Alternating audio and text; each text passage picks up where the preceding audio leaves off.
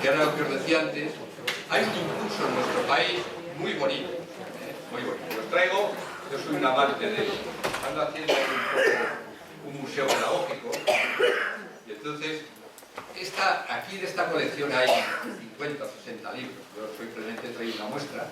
Esto fueron una edición que se hizo en los años 60, que hacía la Dirección General de Enseñanza de Madrid, Enseñanza Media de Madrid, y la distribuyó por todos los centros y profesores de España. Entonces ahí ya, en el tardofranquismo, empieza claramente a introducirse la tecnocracia, y empieza cierto rasgo de modernidad.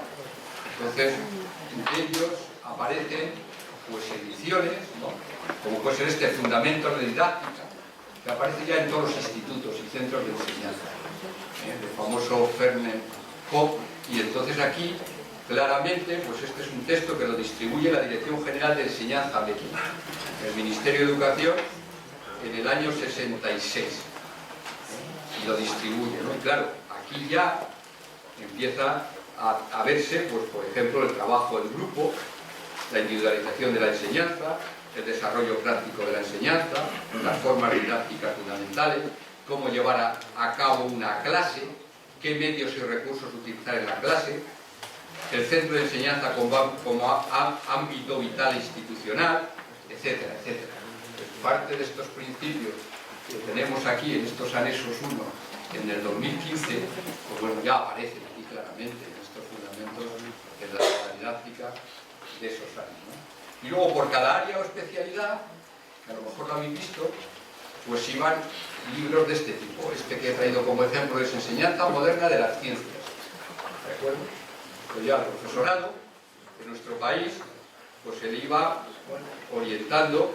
Por ejemplo, este era una experiencia que llevaban a cabo en Inglaterra, y que era muy interesante para el desarrollo de la didáctica de las tres ciencias, física, química y naturales.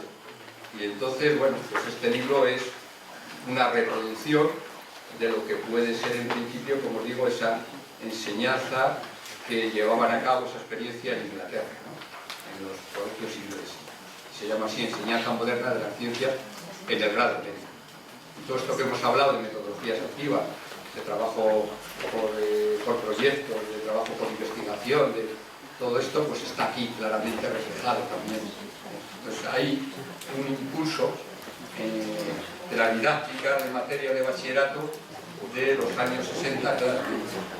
Mirad qué bonito, la ley de Villar-Palasí, la ley del 70, respecto a bachillerato. Dice, la acción docente en el bachillerato deberá concebirse como una dirección del aprendizaje del alumno y no como una enseñanza centrada exclusivamente en la explicación de la materia. Tenderá a despertar y fomentar en el alumno la iniciativa, la originalidad y la actitud creadora. A estos efectos se adiestrará en técnicas de trabajo intelectual, tanto individual como en equipo, más de lo mismo. ¿De acuerdo? Dice, los métodos de enseñanza serán predominantemente activos y tenderán a la educación personalizada. Estamos hablando de bachillerato, ¿de acuerdo? La Ley General del 70, del artículo 27. Y termina diciendo, los programas de las distintas materias comprenderán un contenido básico, sus aplicaciones prácticas y el análisis de un tema concreto por el propio alumno. O sea, el alumno tenía que hacer un tema concreto, propuesto por el propio alumno, bajo la tutoría del profesor. Esto luego no se cumple, ¿de acuerdo? Una cosa de los principios, las orientaciones, pero luego la realidad era más cruda y esto no entró en la dinámica diaria de las aulas, porque ya mucha gente lo visteis como alumnos, y no hicisteis un tema propio del bachillerato para defenderlo, ¿verdad? Clarísimo. Entonces, claro, damos el salto ya a la LOSE, y ahí la LOSE incorpora por todo lo que es la psicología constructivista y cognitiva, pensar que hay un director general que se llama César Pol, que es catedrático de psicología en la Universidad de Barcelona, y Álvaro Marchesi, que bueno, todos conocéis, que fue secretario de Estado, y que ambos le dan un perfil muy de psicología constructivista a las orientaciones de la reforma LOSE de 1990.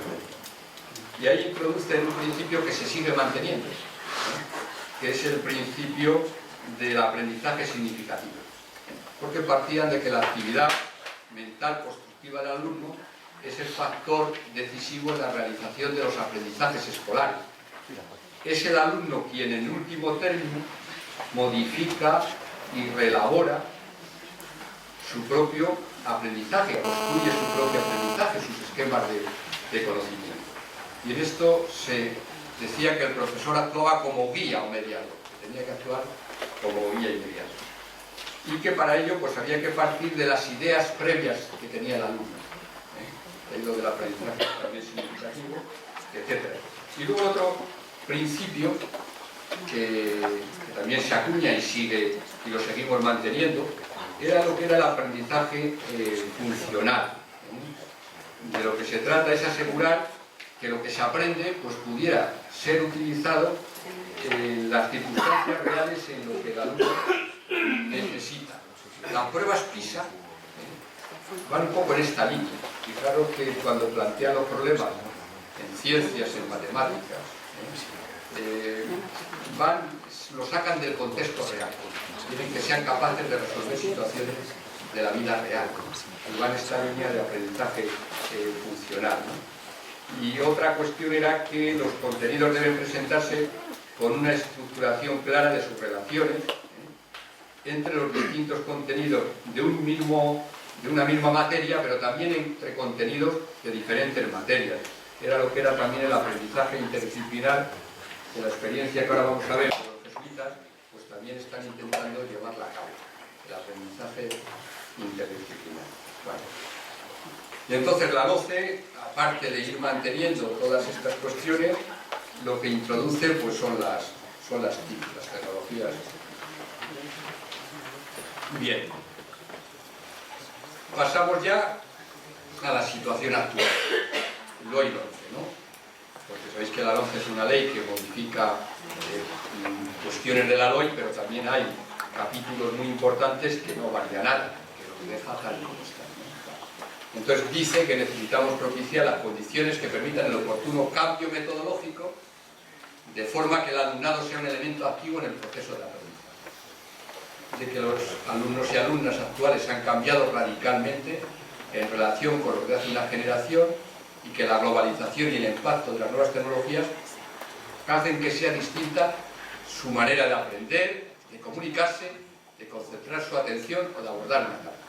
Yo creo que esta es una reflexión importante y buena, donde hay investigaciones, estudios y efectivamente yo creo que los alumnos de hoy se comunican, aprenden, se concentran su atención y abordan las tareas de diferentes maneras a lo que quizás fuéramos nuestra generación, ¿no?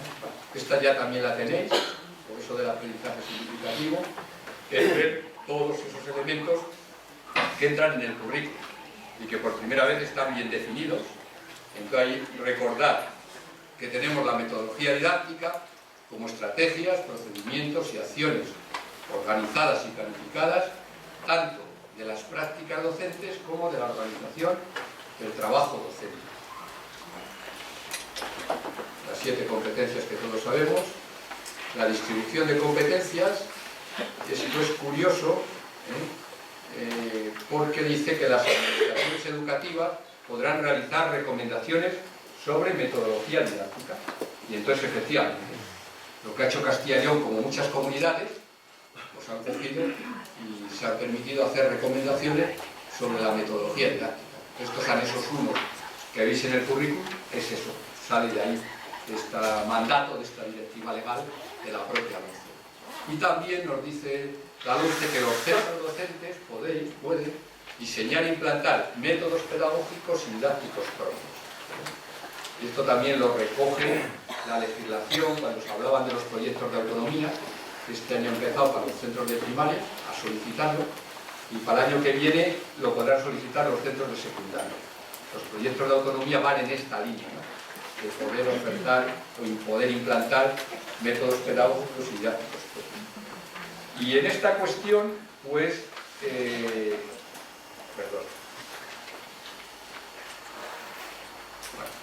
entonces, aquí el artículo 23 de la LOMCE habla de los objetivos de la ESO, que estos son los mismos que tenía la LOE. Aquí no han variado estos, ¿no? Y bueno, como veis en los propios objetivos introduce cuestiones de metodologías, pues cuando queráis fundamentar todo el trabajo metodológico, pues también podéis acudir a los propios artículos de objetivos de la ESO o del bachillerato y introducen cuestiones de metodología. Aquí también los principios pedagógicos de la ESO no han variado, siguen siendo los mismos que había en la LOE. Entonces, métodos que tengan en cuenta los diferentes ritmos de aprendizaje, métodos que favorezcan la capacidad de aprender por sí mismos, métodos que promuevan el trabajo en equipo y atención especial a la adquisición de las competencias básicas. En bachillerato también hay algunos objetivos que hacen más referencia al cómo enseñar. Y también hay unos principios pedagógicos en bachillerato que no han variado. Se mantienen los mismos que había en la LOE, se mantienen en la LOMCE. La capacidad del alumno para aprender por sí mismo, para trabajar en equipo y para aplicar los métodos de investigación apropiados. Y aquí es donde tenemos también el artículo 120 que vuelve a hablar de la autonomía pedagógica. Entonces, como sabéis, el cómo enseñar no es prescriptivo. Hay unas orientaciones. Lo que estamos hablando aquí son orientaciones. Ahora, cómo organizo mi clase, cómo enseño, sobre qué estilo, es una cuestión vuestra del profesorado. Aquí nunca ha habido libertad de cátedra en ese sentido, de seleccionar los recursos, los medios, hombre, adecuados al proyecto educativo del centro, o adecuados si estáis en un centro concertado, hay unas líneas que hay, ¿no? Entonces, si hay unas líneas de trabajo-aprendizaje cooperativo, pues no voy a decir, bueno, yo voy a ser aquí el rey del reino Taifa y yo no quiero contactar ni saber nada del resto ni del mundo. No estoy diciendo eso, pero sí es importante de que seguimos todavía en esta línea de libertad de cátedra, de trabajo en este sentido, de poder los profesores tener propia autonomía pedagógica. Esto no cabe duda que es muy rico, ¿no? El hecho de poder organizar cada día tu clase es muy rico, muy importante.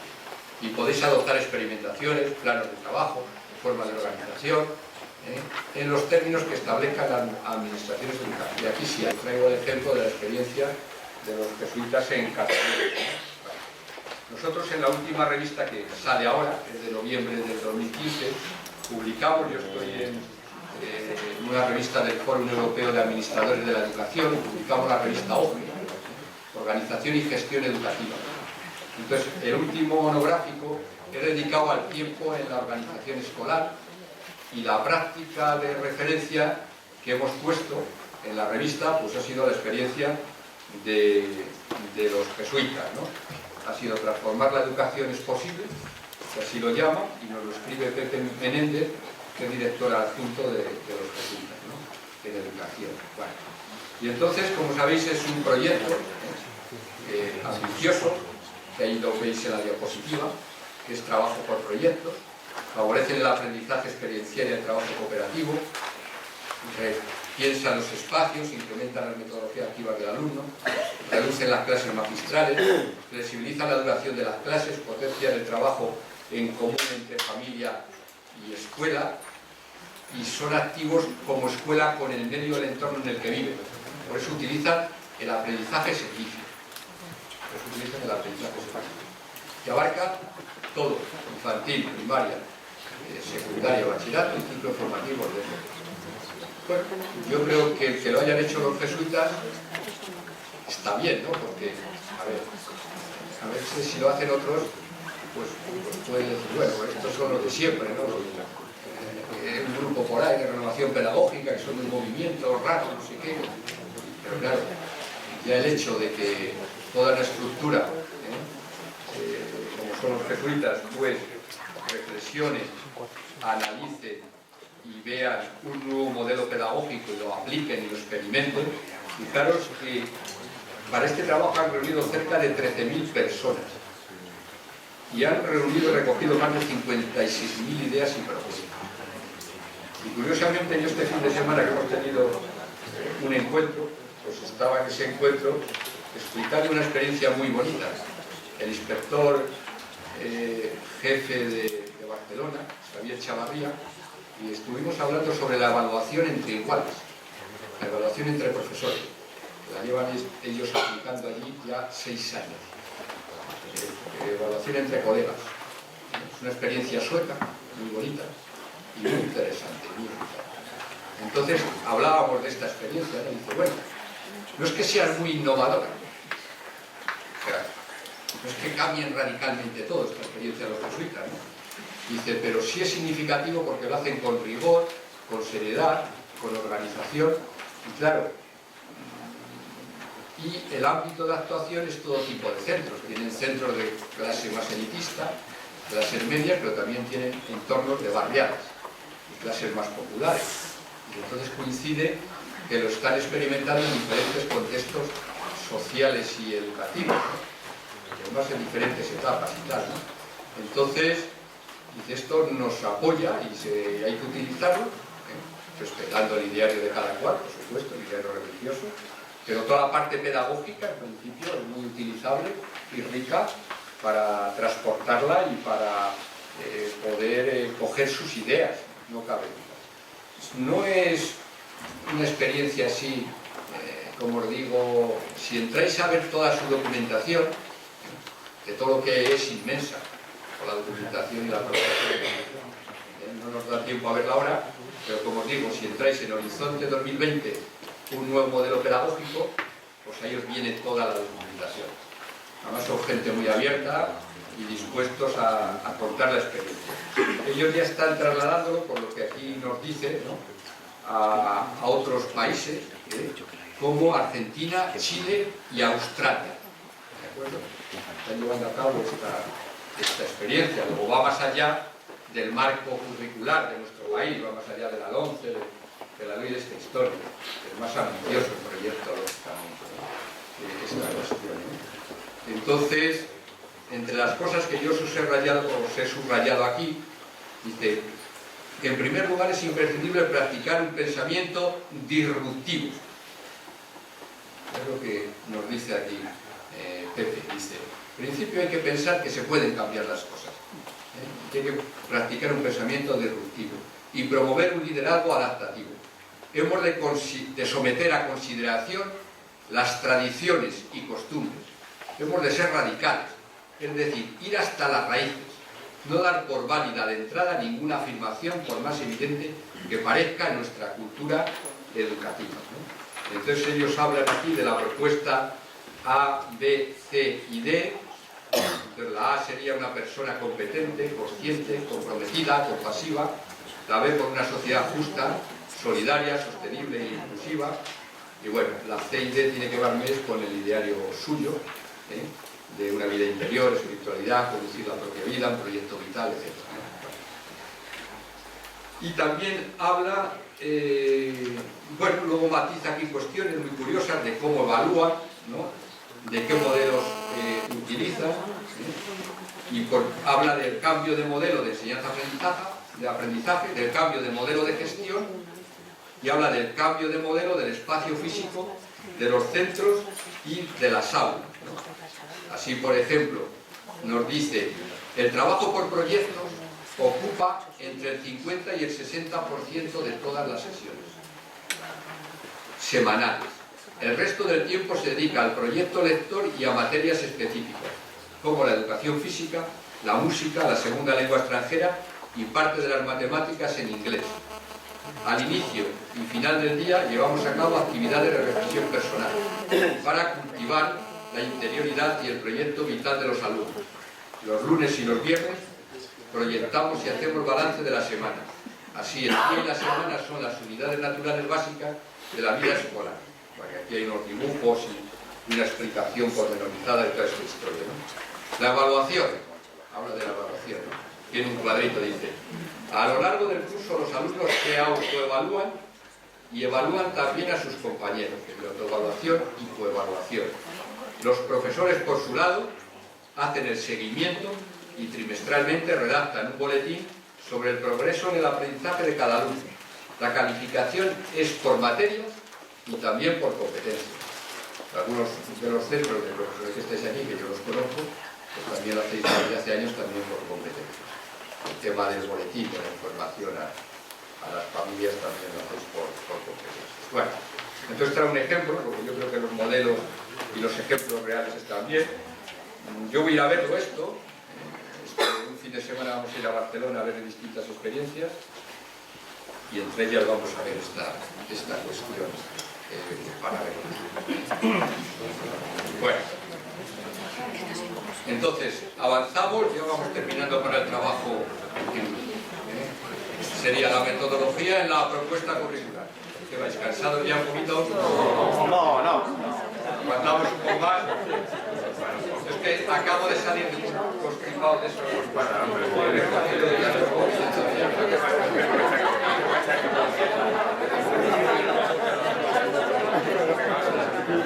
¿Alguna pregunta o alguna reflexión de todo lo que hemos visto de esta perspectiva histórica?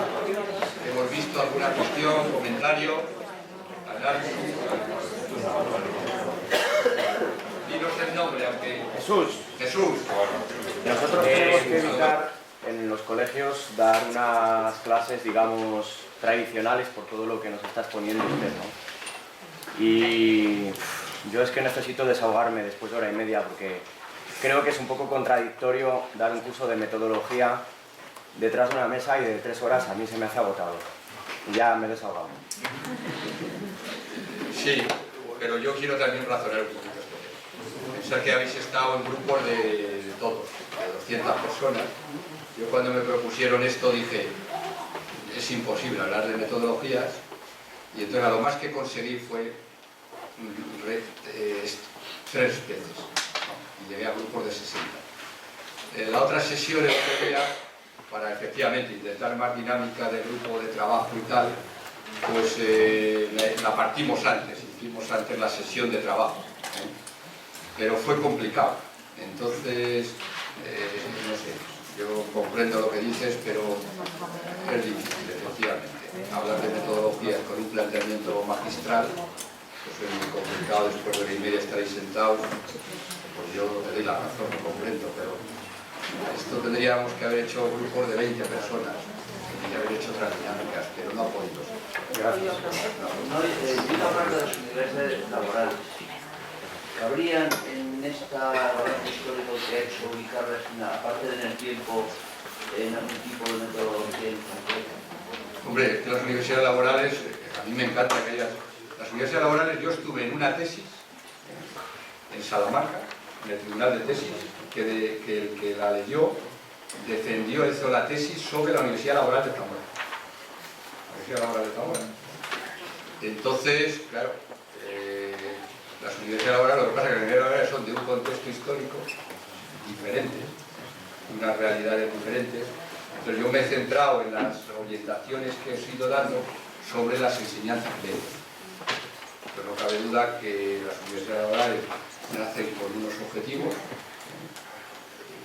en un contexto histórico determinado y para dar respuesta a una necesidad determinada, que por su dinámica de materias y de cuestiones pues hacía planteamientos más prácticos, porque el propio currículum, la propia esencia del plan de estudios así lo determinaba, pues no cabe duda. Esas grandes universidades de Zamora, Gijón, Cheste en Valencia, pues todas estas tenían un proyecto de trabajo muy rico. Pero yo creo que era la propia dinámica de lo que tenían que formar y preparar a los alumnos lo que hacía una dinámica más práctica.